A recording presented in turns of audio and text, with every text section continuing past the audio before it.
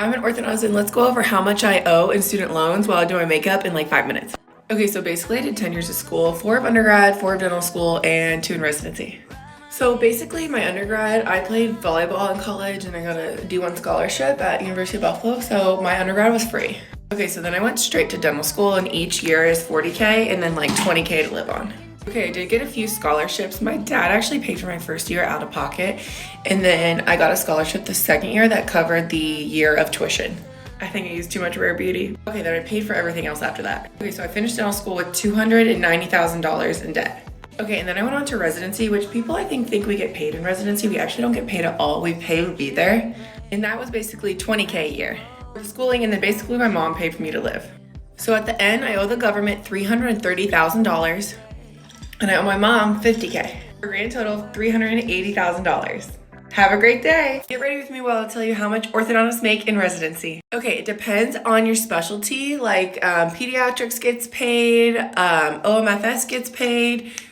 Basically in dental school though, you apply to these residencies, and orthodontics is one of the hardest ones to get into. You have to be top of your class, you have to do all these things. Somewhere along the line, I think it just became, oh, everyone wants to do this, and those payments just slowly went away.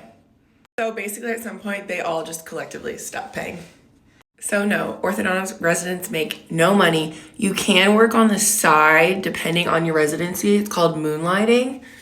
Most residencies have it in their contract that you won't moonlight, but my chair, he said you could if you needed to, because like how unfair it is that we can't make any money. I will say though, it's very busy and you need a day off, so most people do not work on the side. And that is why orthodontic residents don't get paid. Have a great day. I'm gonna tell you why I haven't paid any of my student loans while I self-tan.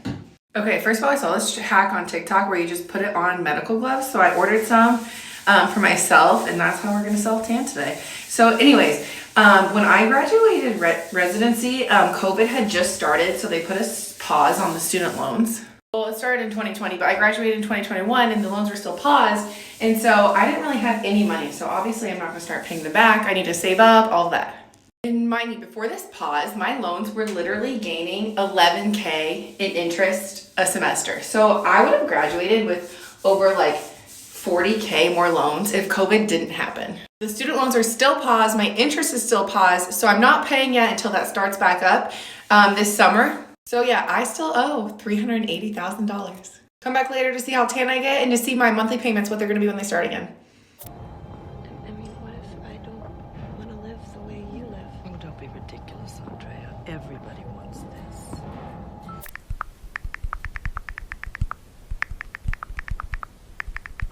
I'm an orthodontist and let's go over how much orthodontists make. Okay, so basically I made a video where I showed how much I owed in student loans, and if you haven't seen it, go check it out. Of course, now I'm just getting messages about how much orthodontists make.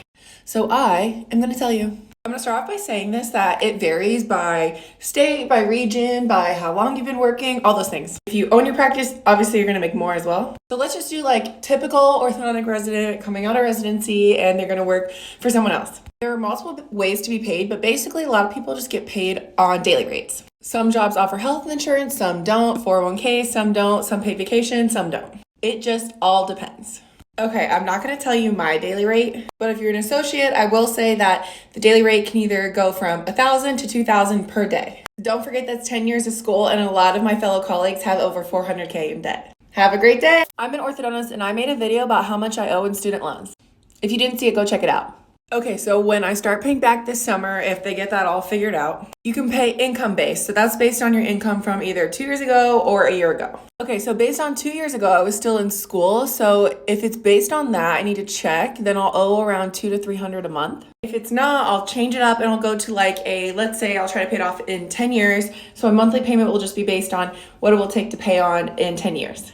Or 20 years, I don't know. I will say I do have a ton of debt, but it doesn't keep me up at night. Trust me, it probably should, but I'm also under the assumption, like, what if I die in a year? What if I just spent a year not doing anything, trying to pay off my loans, and then I die? So that's a little bit about me and where my head's at. Once I go to the more traditional payments, I'll be paying roughly $3,300 a month to pay off my student loans. Have a great day. I'm an orthodontist, and let's talk about how hard it is to actually become an orthodontist. Okay, so this specialty is actually one of the hardest specialties in dentistry to get into. You can equate it to the dermatology field of the medical field. And the reasons are because, I mean, there's great work-life balance. You get to kind of make your own schedule. You can own your own office, all those things. And it's a very low-stress job compared to some other dental jobs. Like, we don't do root canals, we don't do fillings, anything like that. Okay, so basically you have to be at the top of your class. I'm gonna say like 15 and up, 20 and up. And then you also have to do research. You have to be involved in clubs, things like that, all in dental school. Now, each dental school class has about 100 people, but residency classes only have 4 to 7 people each year. In total, there are only like 10,000 orthodontists in the country. And because of that, I would argue that it is the hardest specialty to get into. It's also a match system, so you don't really have control once you enter your match. Just see what happens. Have a great day. I'm an orthodontist and I posted how much I owe in student loans. If you want to see it, go check it out. There are 2 things I keep noticing in the comments is that people forget that student loans accrue interest once you're in professional school. So I made no money in dental school and residency, but the interest was accruing, which is different if you just do undergrad. So if you're going to take out loans and you're doing professional school, you need to remember that going into it. And I also keep seeing people like make comments and I think they forget that you have to pay taxes. Like people are telling me I can pay off my loans super quick, all this stuff. I'm like, guys, interest and taxes, I live in New York City. I get taxed so much money. So when you're making life choices, make sure you take these 2 things into account when you're looking at your finances. Make sure you know what you're getting into before you start. Have a great day.